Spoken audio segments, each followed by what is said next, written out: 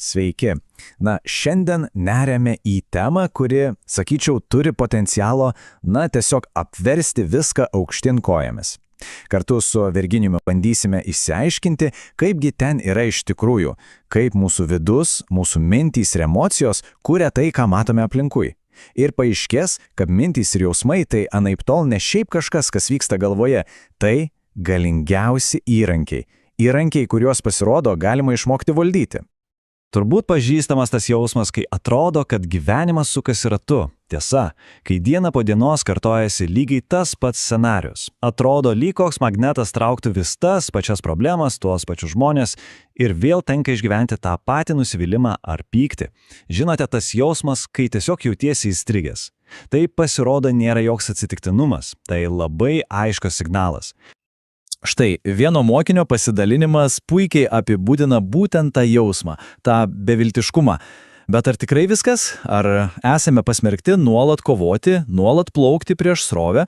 O gal visgi yra būdas pasisukti ir pradėti plaukti pasroviui? Pabandykime paieškoti atsakymų kartu.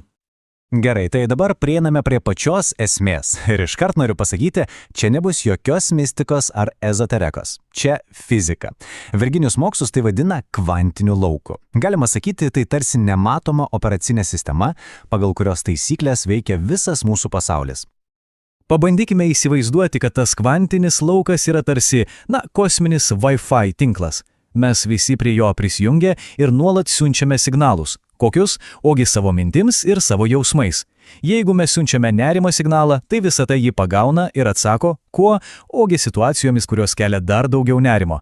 Bet jeigu ištransliuojame džiaugsmo signalą, manau, principas aiškus. Gerai, keliaujam toliau. Dabar turbūt pati įdomiausia dalis. Kaip konkrečiai veikia tas mūsų kosminis Wi-Fi? Pasirodo, mintis ir jausmai čia atlieka visiškai skirtingos, bet pasirodo vienodai svarbios vaidmenis. Štai čia ir slypi visa esmė. Mintis tai tarsi elektrinis krūvis. Jos išsiunčia signalą į lauką. Tai lyg pateikti užsakymą visatai, pasakyti, aš noriu naujo darbo. O emocijos yra magnetinė trauka. Jos pritraukia patirtį atgal. Tai lyg nurodyti savo pristatymo adresą. Jeigu žmogus jaučiasi nevertas, jeigu abejoja savimi, tai visata tiesiog nežino, kur tą užsakymą pristatyti. Tik tada, kai mintys ir jausmai sutampa, kai jie veikia išvien, štai tada ir pradeda vykti tikri stebuklai. Deja, būtent čia dažniausiai ir suklumpama. Matote, mūsų emocijos labai dažnai yra tiesiog praeities aidas. Pyktis dėl senų nuoskaudų, baimė dėl to, kas kažkada nepavyko. Tai veikia tarsi kompasas, kurio rodiklė užstrigo ir amžinai rodo į praeitį. Ir kol visas dėmesys nukreiptas atgal, kaipgi įmanoma judėti į priekį? Tiesiog neįmanoma. Pažiūrėkime, kaip tas užburtas ratas veikia praktiškai. Taigi, įvyksta kažkoks nemalonus įvykis. Kas toliau? Iškart kyla automatinė įprasta reakcija. Pyktis, nusivylimas, baimė. Ir visas dėmesys, visa energija nukeliauja kur? Į praeities analizę. Kodėl vėl man taip nutiko? Ką aš padariau ne taip?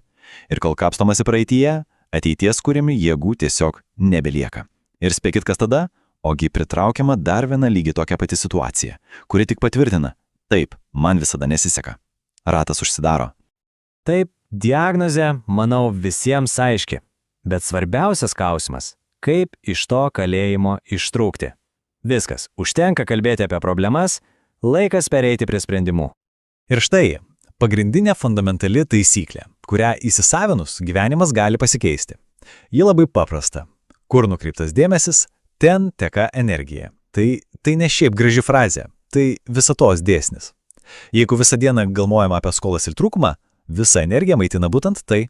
Bet jeigu dėmesys sąmoningai nukreipiamas į gausą, į galimybės, pasaulis tiesiog priverstas pradėti siųsti visiškai kitokius pasiūlymus. Būtent čia ir slypi didžiausias iššūkis, bet kartu ir pati didžiausia galimybė. Virginijus sako, kad jeigu sugebame pajausti emociją, lyg tai, ko trokštame, jau būtų įvykę, mes pradedame tekėti kartu su gyvenimo srove. Ką tai reiškia? Nereikia laukti, kol laimėsime loterijoje, kad pasijustume turtingi. Reikia jaustis turtingiems dabar, kad pritrauktume gausą. Reikia jausti meilę, kad pritrauktume mylimą žmogų. Tai yra visiškas žaidimo taisyklių pakeitimas. Ir kai pavyksta tai padaryti, kai pavyksta pakeisti savo vidinę būseną, pradeda vykti neįtikėtini dalykai. Vietoje tos nuolatinės kovos, kontrolės, streso atsiranda tai, ką vadiname sinchroniškumu. Staiga, lyg iš niekur sutinkamas reikiamas žmogus. Netikėtai gaunamas tas pasiūlymas, apie kurį buvo tyliai svajojama.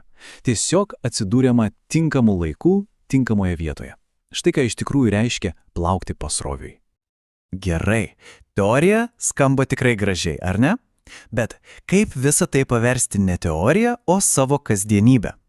Laikas nuo gražių žodžių pereiti prie konkrečių praktinių veiksmų. Štai keletas kasdienių veiksmų, kurie padeda harmonizuoti savo būseną. Pavyzdžiui, sąmoningai paleisti neigiamas emocijas – pyktį, baimę, gėdą. Nelaikyti savyje, o paleisti. Kitas žingsnis – ugdyti pakilias emocijas – dėkingumą, džiaugsmą, įkvėpimą. Tiesiog daugiau šypsotis, pajausti savo širdies energiją. Ir labai svarbu – nesileisti įtraukiamiems į aplinkinių negatyvumą. Visi šie atrodytų maži žingsneliai ilgainiui sukuria milžiniškus pokyčius. Tačiau čia reikia pabrėžti vieną be galo svarbų dalyką. Žinojimas be pritaikymo yra tik teorija. Teorija, kuri dėja labai greitai pasimiršta. Galima perskaityti 100 knygų, peržiūrėti 1000 video, bet jeigu tų žinių netaikysime praktiškai, jos ir liks tik gražia, bet neveikiančia teorija. Tikrieji pokyčiai vyksta ne galvoje, jie vyksta realiam gyvenime per veiksmą. Ir būtent dėl to Virginijus nesiūlo tiesiog dar vienos teorijos, jis siūlo konkrečius veikiančius įrankius. 3.